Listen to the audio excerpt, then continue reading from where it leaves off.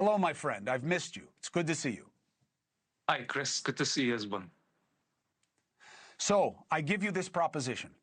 It has gone on too long, and there is too much suffering, and Israel has not done enough to stop it.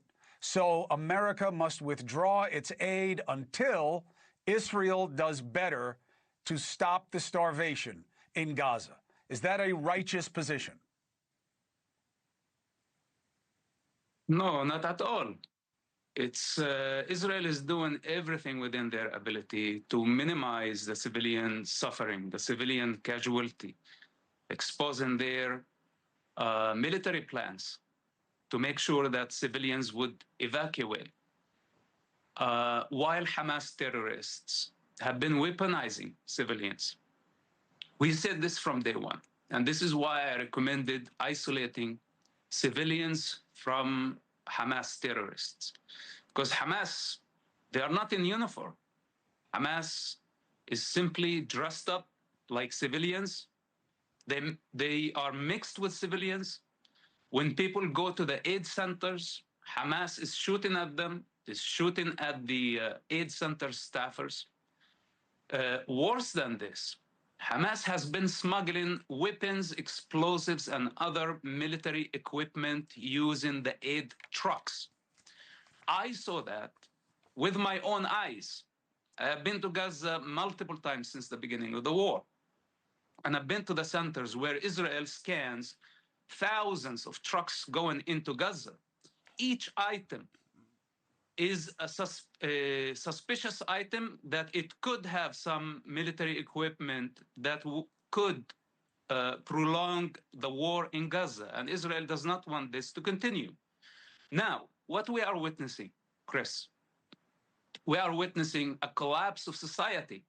This is not a famine. This is not a genocide.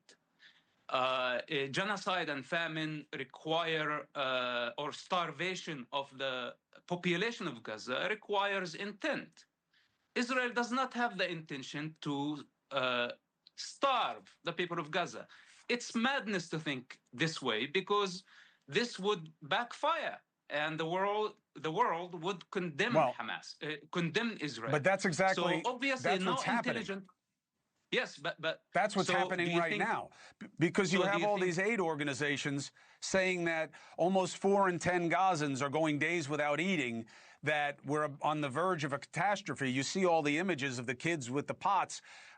This could be different. We could have a flood of aid going in there, regardless of whatever Hamas is going to do with it, and that this is a major reason why sentiment in America and elsewhere in the world has moved against Israel. If for that reason alone, why not remedy the situation and make it clear that nobody has to hold out a bucket to get food in Gaza? Look, well, the Palestinian sympathizers, or in other words to say the anti-Israeli camp worldwide, had they condemned Hamas from day one instead of being focused on demonizing Israel and, in fact, dehumanizing the Jewish people, had they condemned Hamas from the beginning, we would have not been in this difficult situation. The ongoing crisis in Gaza is the responsibility of Hamas. And people choose to see it differently. You know, they want to save the starving children on one hand, but on the other hand, they don't want to condemn Hamas. Well, how can we do this? Hamas' major weapon in this war is civilian and sacrificing children for global sympathy. This has been their game. And we are giving them the opportunity to continue in this madness. If we want to see the crisis ending anytime soon, then we must take this card from Hamas and condemn them. We must be united now. Republicans, Democrats, all type of people, all humanity must get united to condemn terrorist group that has hijacked an entire society, weaponize it to achieve religious and political goals. I understand that, but my friend, I think President Trump, here words you're not going to hear me say too often, I think he seems to have this right in this moment. He says Hamas has to surrender. They have to give back the people they stole. There's too much deprivation in Gaza. Israel has to find a way with the allies to let in a lot more aid.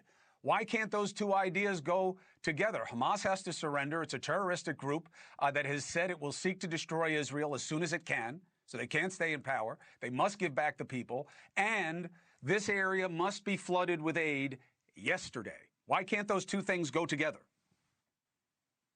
Well, the area has been flooded with aid, but we have a problem with distribution because Hamas is shooting at people who take aid from the United States and Israel. Basically, Hamas is telling the world that we are the only legitimate authority in Gaza, and any third party that is trying to help the Gazans in this crisis is illegitimate.